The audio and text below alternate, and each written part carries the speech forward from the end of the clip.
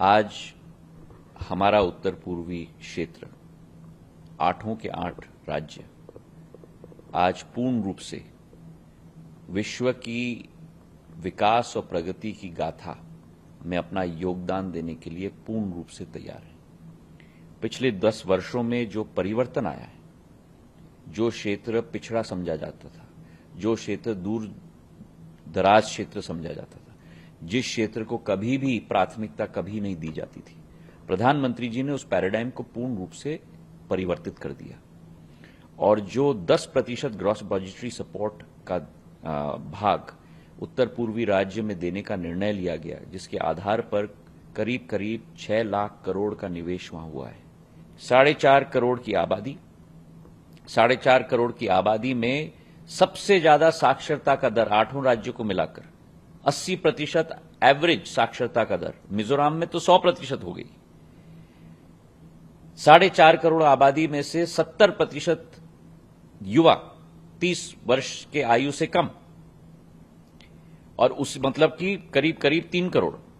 और उसी के साथ आप मिलाओ, जहां विश्व 2.5% ग्रोथ के साथ बढ़ रहा है, वहीं देश 6.75-7% ग्रोथ के साथ बढ़ रहा है।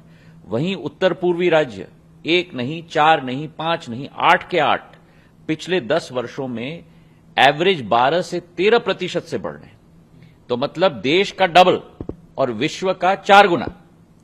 तो आज अगर आप मानो कि हमारे 36 के 36 राज्य और यूनियन टेरिटरी एक ट्रेन है, तो मेरे उत्तर पूर्वी के 8 राज्य उस ट्रेन के इंजन बन चुके हैं।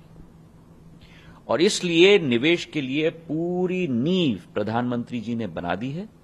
अब निवेशकों के द्वारा एक नया सूर्योदय उत्तर पूर्वी में लाया जाएगा, जैसे कि टाटा का सेमीकंडक्टर का फैब का निवेश 27,000 करोड़ उदाहरण के तौर पर जो हमने 9 रोड शोज किए हैं, उसमें कुल मिलाकर ये सारे जो पूर्व में इन्वेस्टमेंट्स किए गए हैं, हम उनको नहीं गिन रहे, ना 1 रुपए उन इन्वेस्टमेंट से, ना 1 रुपए एडवांटेज आसाम समिट से, लेकिन जो ये 9 रोड शोज के आधार पर अकेले, और जो राजदूतों के साथ एक बैठक हमने की, 75 राजदूत आए थे पूरे देश के, पूरे विश्व के, जो एक नया इतिहास है।